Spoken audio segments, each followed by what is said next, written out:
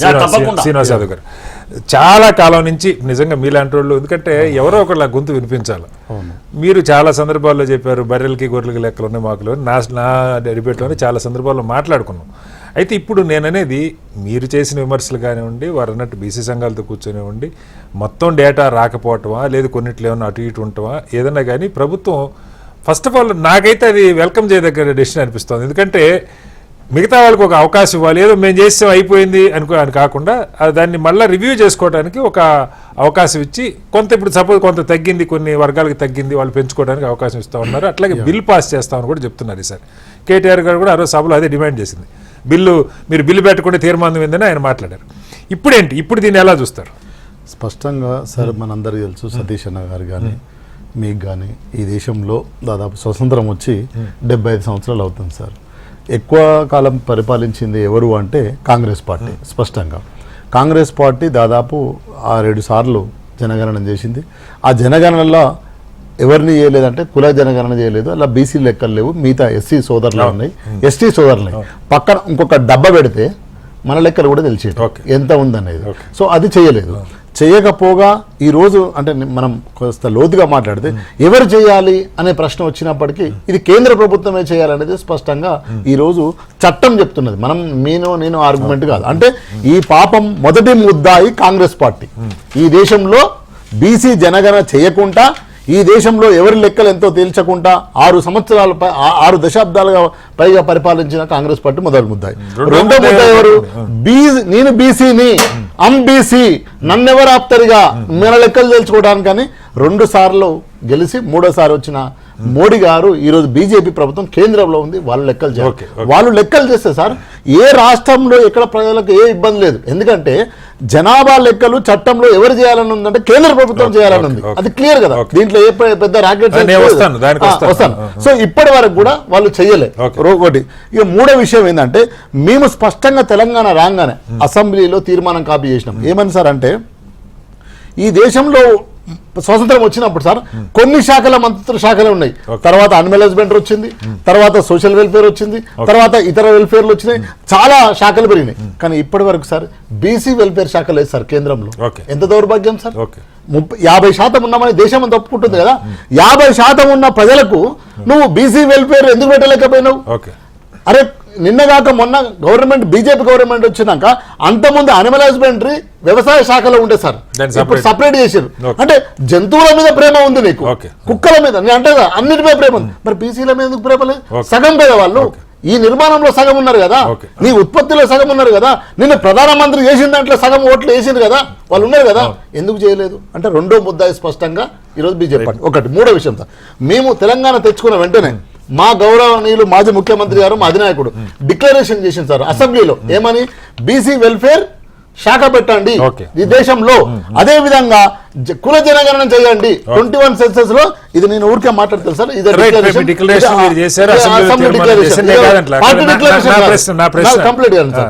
Party declaration కాదు, ఇది assembly declaration.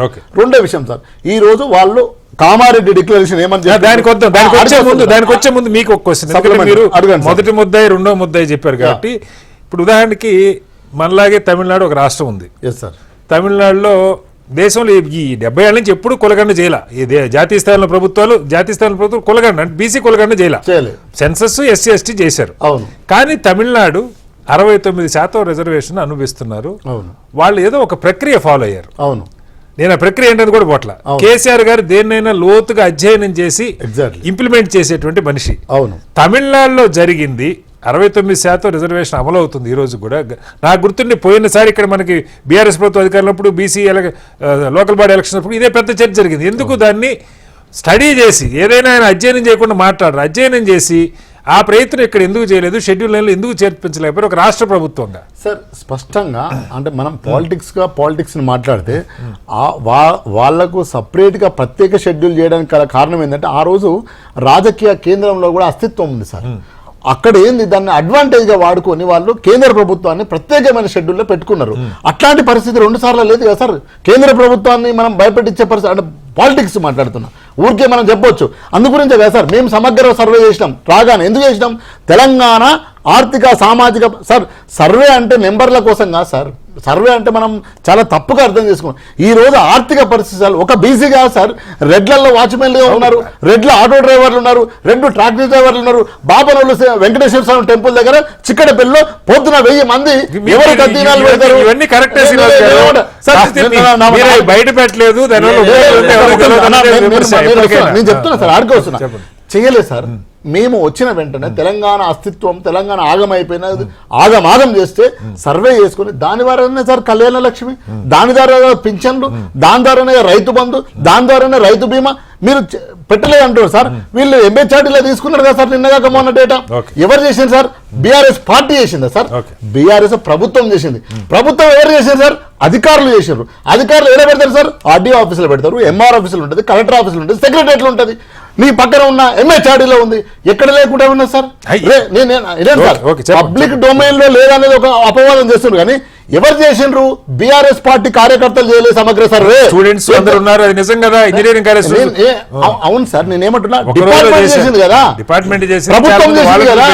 KCR గారు పార్టీ తరఫున చేయలేదు, ఇది సీఎం హోదాలో చేసిండు. అది ఎక్కడ ఉంటుంది సార్? ఇప్పుడు ఈ ప్రభుత్వం చేస్తుంది కదా, ఇది ఎక్కడ ఉంటుంది? కాంగ్రెస్ పార్టీ గాంధీ భవన్ ఉంటుందా? మీరు సెక్రటరీ ఉంటుందా? నా ప్రశ్న మళ్ళీ అడిగి మమ్మల్ని ప్రశ్న, 69% రాకపోవడానికి రాజకీయంగా అనుకూలమైన వాతావరణం లేదని అది చేయలే సార్. నేనేమంటున్నా, కేంద్ర ప్రభుత్వము రాష్ట్ర ప్రభుత్వము ఎలక్షన్ ఈ జనాభా చేయాల్సింది ఎవరు సార్? కేంద్ర ప్రభుత్వం. మనం చేస్తే చెల్లుబాటు కాదనే కదా పంచాయతీ. ఈ రోజు మహారాష్ట్రలో ఏమైంది, బీహార్ లో ఏమైంది, పక్కన వాళ్ళ కాంగ్రెస్ పార్టీ ఉంది. కర్ణాటకలో ఏం చేసింది? బయట పెట్టిందా? చట్టం ముందు నిలబడుతుందా? కోర్టు ముందు నిలబడుతుందా? ఈ రోజు 40% కూడా అదే పరిస్థితి వస్తుంది. కాబట్టి ఇది ఒక చర్చ. రెండో చర్చ, వీళ్ళు ఇప్పుడు మేము ప్రెజర్ చేస్తున్నాం కదా సార్. మా నాయకులు కేసీఆర్ గారు, కేటీఆర్ సార్ ఈ రోజు మరి మీరు రీసర్వే ఎవరు డిమాండ్ చేసిండ్రు? ఒక నిమిషం సార్, చట్టం చేయాలని ఎవరు డిమాండ్ చేసిండ్రు? మీరు ఓన్లీ తీర్మానం చేసి ఆ కాపీని పంపించి గంగలు కలుపుదామని చూసిండ్రు. మీరు మేమేం చేసినాం? ప్రతిపక్ష హోదాలో ఉండి ఈ రోజు మా బీఆర్ఎస్ పార్టీ హౌస్ లో లొల్లి పెడితే మేము ప్రిపేర్ కాలేదని మళ్ళీ పోయినారు, మేము ప్రిపేర్ కాలేదని మళ్ళీ పోయారు. మనమే చూసినాం కదా టీవీలో. మనం 2 సార్లు ప్రిపేర్ కాలేదు, మరి ఎందుకు వచ్చారు? ప్రిపేర్ కాలేదు, హౌస్ ఎందుకు మోషన్ చేశారు? మమ్మల్ని పిలిచింది కదా, పిలిచి మేము డిమాండ్ చేస్తే అప్పుడు రీసర్వేకి పోయింది. అది ఇది వాస్తవం కదా. లేదు అప్పటి వరకు రీసర్వే అంటలేదు, వల్ల 3% అడిషనల్ గా టైం ఇస్తున్నారు. అదే సార్, ఇప్పుడు మేము చేసిన సమగ్ర సర్వేలో 51% ఉందని అక్కడ ప్రభుత్వం దగ్గర లెక్కలు ఉన్నాయి. ఇప్పుడు మీరు చేసిన దాంట్లో 46% ఉన్నది. అప్పుడు 30 లక్షల ఓట్లు మాయం చేశారు, బీసీలను చంపేసారు, బీసీలను ఉండనియలే, అసలు లెక్కలే లేవు. పక్కన ఎస్సీ సోదరులను ఇప్పుడు చెప్పండి సార్. ఇప్పుడు సరే, మనం మళ్ళీ మనం ఎంతసేపు మాట్లాడిన దగ్గర నా పాయింట్ ఏంటంటే, ఇప్పుడు రేపు ఈ 15 రోజులు చేయబోతుంది ప్రభుత్వం. తర్వాత అసెంబ్లీలో బిల్లు పెట్టబోతా ఉంది. ఎంత అంకెలు వస్తే అంత అంకెలతో జాతీయ స్థాయిలో దీని మీద ఒక అఖిలపక్షంగా కలిసి వెళ్దాం, మాకు రిజర్వేషన్ కావాలి, షెడ్యూల్ లైన్లో పెట్టమని అడగాలన్నది ప్రభుత్వ ఆలోచనగా చెప్తా ఉన్నారు. దానికి బీఆర్ఎస్ మద్దతు ఇస్తుందా? 100% చట్టం చేయాల్సింది డిమాండ్ చేసింది మేము. 100% మద్దతు ఇస్తాం చట్టం చేయడానికి. అదే విధంగా 40% నువ్వే ఇస్తానని కామారెడ్డి డిక్లరేషన్ లో ఉంది. నువ్వు 40% ఇస్తూనే నువ్వు ఎలక్షన్ లో పోవాలి. ఊరికే నేను తీర్మానం చేసిన కోర్టు అడ్డం వచ్చింది ఏంటంటే చట్టం ఏం చెప్తుంది? 50% దాటొద్దు రిజర్వేషన్ అని చెప్తుంది. అక్కడ ఎట్లా అధిగమిస్తావు కూడా నువ్వు పనిచేయాలి. మేము నీకు సపోర్ట్ గా ఉంటాం. బీసీలు 42% నువ్వు ఇస్తా కమిట్మెంట్ కోసం, నువ్వు ఎక్కడికి పోతే అక్కడికి మేము దానికి మా ప్రయత్నం మేము సీరియస్ గా చేస్తాం. చేస్తాడు సార్, సీరియస్ చేస్తాను ఒక లాజిక్ సార్. సీరియస్ చేస్తాడు, మేమెందుకు చట్టం చేయాలని డిమాండ్ చేయాలి సార్? అసెంబ్లీలో ఒక లాజిక్. నేను ఏమంటున్నా, చట్టం చేయాలని మేమెందుకు డిమాండ్ చేయాలి సార్? చాలా మంది డిమాండ్ చేశారు. ప్రతిపక్ష హోదాలో మేమే డిమాండ్ చేసినాము. ప్రతిపక్ష హోదాలో మేమే హౌస్ లో డిమాండ్ చేసినాం. ఏమని? చట్టం చేయాలి. వాళ్ళు ఏమన్నారు సార్? తీర్మానం చేస్తున్నారు. తీర్మానం చేసి కేంద్ర ప్రభుత్వానికి పంపుతున్నారు. కేంద్ర ప్రభుత్వం ఏమంటారు సార్? తీర్మానం నువ్వెవడ్రా భయ్ చేయడానికి, నువ్వెవడ్రా భయ్ జనగణన చేయడానికి? నేను చేస్తా, నేను చేసినప్పుడు దాకా నువ్వు కూర్చో అంటాడు. అదే జరిగింది కదా. ఇప్పుడు మిమ్మల్ని అడుగుతా ఉన్నా, ఇప్పుడు కేంద్రం పేరు చెప్పి ఇక్కడ జరగకపోతే నష్టపోయేది ఇక్కడ ఉన్న బీసీలు కదా, మనందరికీ తెలుసు కదా విషయం. పాయింట్ చెప్తాను, రేపు గట్టిగా దీని మీద మేము ఇక్కడ ఇచ్చుకుంటాం లోకల్ బాడీస్లో, మీరు పెట్టి తీరవలసిందన్న గొంతు యూనిఫామ్గా అందరూ ఒక సమైక్యంగా వినపడకపోతే కేంద్రం చేశారు. మీరు అన్న రాజకీయంగా ఒత్తిడిని ఏ ఒత్తిడి లేకుండా తెలంగాణ ఉద్యమాన్ని నిర్మించిన పార్టీ మీద, ఉద్యమాన్ని సాధించగలిగిన పార్టీ. నేను అంటున్నది, అప్పుడేం తెలంగాణ ఇవ్వాలని ఎవరికి అప్లికేషన్ క్రియేట్ అయ్యేలాగా మీరు చేయగలిగారు. ఇవాళ నేనేమన్నా అంటే బీసీలు ఈ రిజర్వేషన్ 50% దాటైనా సరే తమిళనాడులో ఇచ్చుకున్నారు. ఆ ఒత్తిడి తెలంగాణ నుంచి వస్తుంది. ఇక్కడ 8 మంది ఎమ్మెల్యేలు ఉన్నారు, లేకపోతే 4 ఎంపీలు ఉన్నారు, బీజేపీకి పుట్టగతులు ఉండవని చెప్పే సాహసం 2 పార్టీలు చేయకపోతే ఏ రకంగా సాధ్యం? అందు గురించి సార్ చట్టం చేయమని ఫస్ట్ ఇక్కడ క్లియర్ చేయమన్నాం. చట్టం చేస్తే దానికి ఒక క్లారిటీ వస్తుంది. సో దాని మించి కొట్లాడడానికి అవకాశం ఉంటుంది రేపు పొద్దున బీసీలకు. చట్టం చేయకుండా నువ్వు తీర్మానం చేస్తే చేతులు దులుపుకున్నట్టు. దట్ ఈస్ మేము 2 డిమాండ్లు చేసినాం. ఏమని చేసినాం? నువ్వు సర్వే చేయాలి, అదే విధంగా నువ్వు చట్టం చేయాలన్నాం. అగ్రి ఎవరి గెలుపు? ప్రతిపక్షాల గెలుపు. మేము ప్రతిపక్షాలు చెప్పి మాది డెమోక్రాటిక్ పనిచేసే పార్టీ, ఎవరు చెప్పినా మంచి సలహా తీసుకుంటాం.